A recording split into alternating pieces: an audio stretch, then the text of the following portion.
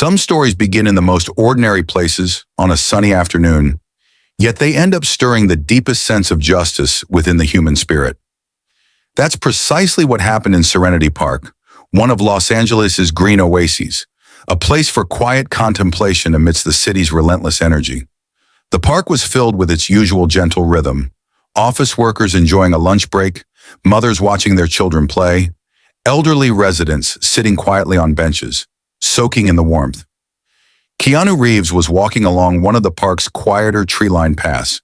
He often sought refuge in such places after intense periods of work or travel, a way to reconnect with simple reality away from the demanding world of filmmaking.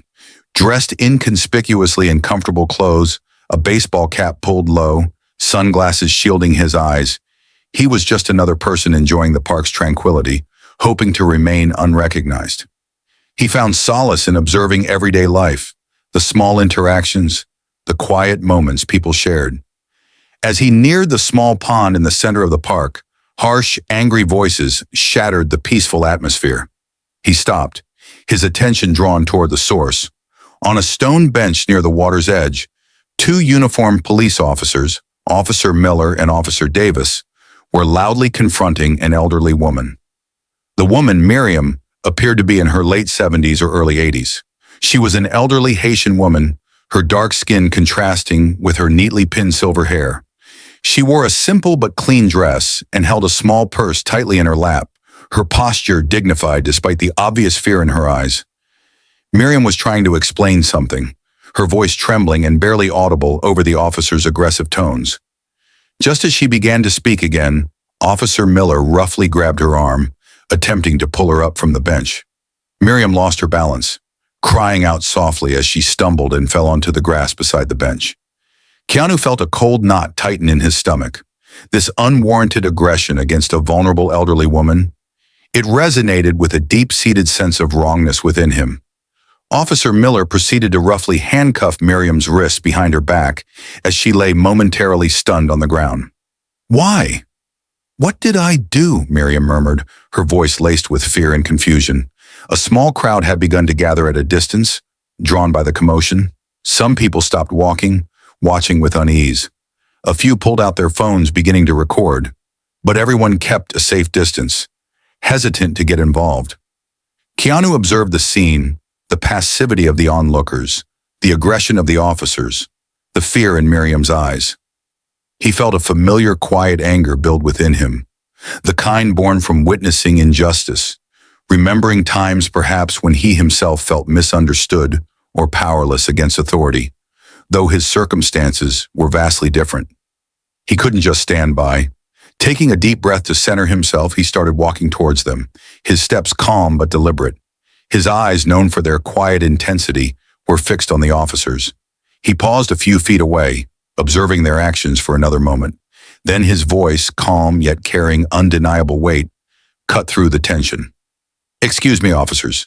What seems to be the problem here?" The two officers turned, initially annoyed by the interruption from someone they didn't immediately recognize. Officer Davis frowned. "This is official police business, sir. Please move along before you obstruct." Keanu didn't move. "Treating an elderly lady like this seems less like official business and more like harassment," he stated, his voice still calm but now firm. "She was simply sitting on a bench. You haven't stated any cause, yet you've thrown her to the ground and handcuffed her. Please release her immediately." Officer Miller smirked, nudging his partner. "Look at this guy, thinks he's a hero. Probably doesn't even know this old woman." Davis sneered, looking Keanu up and down dismissively. "We're the police, buddy. We don't need civilians telling us how to do our jobs. If you don't want trouble, I suggest you walk away now." Keanu felt his hands clench slightly but forced himself to remain composed. Raising his voice wouldn't help, but walking away was not an option. He stood his ground, a quiet symbol of defiance, positioning himself slightly between Miriam and the officers. He knelt beside Miriam, who was now sitting up on the grass, keen-old and trembling. "Are you okay, ma'am?" "Did they hurt you?" he asked gently. Before Miriam could answer, Officer Davis stepped forward aggressively. "I told you to back off. You're interfering." Keanu slowly stood up, meeting Davis's glare with his steady, unblinking gaze. "Interfering with what?" You have provided no reason for this arrest, no evidence of wrongdoing. I cannot stand by and watch you abuse your authority. Officer Miller seemed slightly uneasy now as the crowd grew larger and more phones were visibly recording. But he tried to maintain a facade of arrogance. Listen, pal, he said, trying to sound intimidating. This isn't your concern. Leave now before we're forced to take action. Keanu stood tall, his quiet presence commanding more attention than the officer's bluster. I'm not easily intimidated, he replied evenly. I am here to ensure this woman is treated fairly and to prevent you from making a serious mistake. Don't do anything you'll regret. At this point, murmurs spread through the crowd as more people recognized him. Is that? It looks like Keanu Reeves. What's he doing here? He's standing up to those cops. The realization that a major celebrity was involved shifted the dynamic. Officer Davis grew impatient. He moved forward, trying to push past Keanu towards Miriam. Get out of the way! But Keanu didn't yield. He simply held his ground, an immovable object. Davis, used to asserting physical dominance, yelled, Who the hell do you think you are? Just because you're famous doesn't give you the right to interfere. Keanu allowed a small, almost imperceptible, humorless smile. Who I am isn't the point, he said, his voice dangerously quiet. The point is, I won't allow you to continue mistreating an innocent person unjustly. Look around you. Everyone is recording this. Do you really want this footage defining your careers? Miller looked nervously at the crowd where chants of, Let her go! And stop the abuse were beginning to rise. Davis, however, remained defiant. I don't care, you're obstructing police work. Keanu leaned forward slightly, his gaze intense. I'm not afraid of trouble when I'm doing what's right, he stated clearly. But you should be. Your actions today won't just impact your jobs. They damage the trust people have in the uniform you wear. The crowd was now vocal, demanding justice. The young woman filming shouted, They're abusing their power. An older man added, She did nothing wrong. Miller and Davis were clearly feeling the pressure. Davis, still trying to maintain control, yelled back at the crowd, Disperse immediately or you'll all be arrested for obstruction. Just as the situation threatened to escalate further, police sirens wailed in the distance. A patrol car pulled up sharply, and a woman with captain's bars on her uniform stepped out. She had a stern, no-nonsense expression.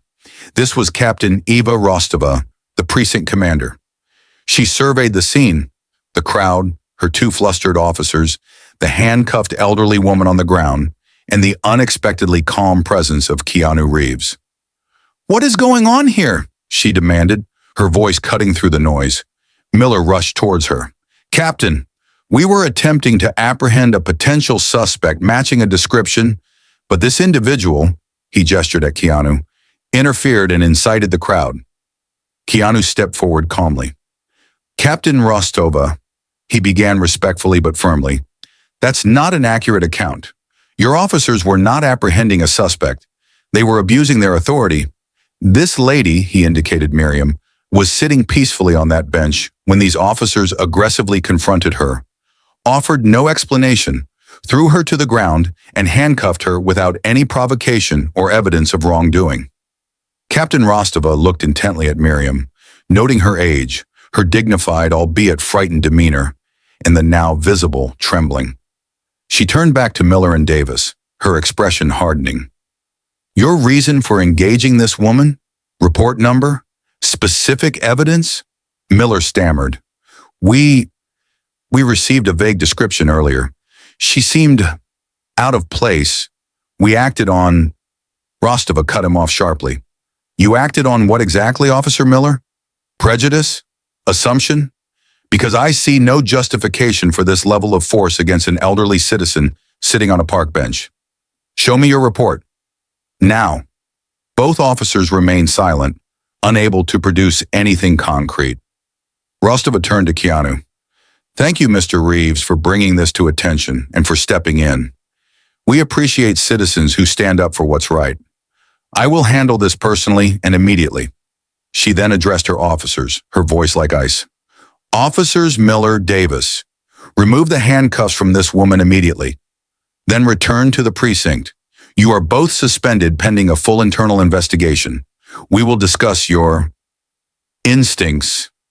Later. Miller reluctantly uncuffed a trembling Miriam. Davis backed away, avoiding the captain's glare, in the scornful looks from the crowd, which erupted into cheers and applause. Someone shouted, "Keanu, you're a hero!" Keanu ignored the shouts, bending down to help Miriam to her feet. "Are you okay, ma'am?" "I'll make sure you get home safely."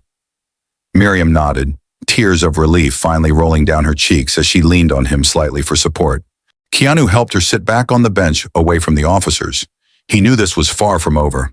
As Keanu ensured Miriam was all right and had someone to call, he spoke briefly again with Captain Rostova. "This needs more than just suspending 2 officers, Captain," he said quietly. "This points to a deeper issue. Training, accountability." Rostova nodded grimly. "I agree, Mr. Reeves, and I intend to address it." As predicted, the videos filmed by the crowd hit social media like a storm. Within hours, the story of Keanu Reeves defending an elderly Haitian immigrant woman against aggressive police officers was everywhere. "Justice for Miriam and your Keanu stands up" trended globally. News outlets picked up the story, demanding answers from the police department. Public outrage was immense. Under intense pressure, the police department fast-tracked the internal investigation, overseen personally by Captain Rostova and reviewed by an independent civilian board. Evidence from witnesses, Keanu's testimony, Miriam's statement, and the officer's spotty past records, revealing similar ignored complaints, painted a clear picture. Miller and Davis were subsequently dismissed from the force for gross misconduct, abuse of power, and violating departmental ethics. Criminal charges for assault were considered by the DA's office. More significantly, Captain Rostova, using the incident as a catalyst and citing public demand fueled by the viral event, pushed through substantial reforms. Mandatory ongoing training in de-escalation, cultural sensitivity, implicit bias, and dealing respectfully with vulnerable populations, elderly, minorities, was implemented. The citizen complaint system was overhauled for transparency and independent oversight. Body cam footage review became stricter. Keanu Reeves, while avoiding becoming the sole face of the movement, lent his support where he felt it mattered. He issued a quiet statement praising Captain Rostova's commitment to reform and emphasizing the need for community vigilance. He perhaps made a significant, anonymous donation to a legal aid society or a community group working on police accountability. He attended a few low-key community meetings, listening more than speaking, adding his presence to support those demanding change. Miriam Dubois, after recovering from the initial shock and minor injuries, became an unexpected symbol of resilience. Encouraged by community support, she bravely attended some of the meetings alongside Keanu, sharing her story simply and powerfully. "I was scared," she said at one meeting, her voice stronger now. "But that day, seeing that young man, Keanu, stand up, seeing the community stand up, it gave me back my voice." The changes weren't instantaneous or perfect, but a shift had begun in that city's police-community relations, sparked by one ugly incident in a park and the refusal of one individual, amplified by many to look away. Keanu, reflecting later, knew he hadn't changed the world, but he had been present in a moment where change was possible. For him, heroism wasn't found on movie sets, but in real life, standing quietly but resolutely for what you believe is right. He recognized the responsibility that came with his platform, not for glory, but for amplifying the voices of those like Miriam who deserved to be heard. He had simply done what felt fundamentally human, protecting someone vulnerable, demanding basic respect, and sometimes that was enough to start a ripple that could eventually become a wave. This story shows how heavy silence can sometimes be, but also what a single voice or stance can change. Against what injustice does the Miriam inside you want to raise her voice? Or have you been the Keanu offering support to someone in a difficult situation? Let's inspire each other by sharing moments of courage and support in the comments. If this story touched you too, help more people hear these kinds of sincere stories by liking, sharing, and subscribing.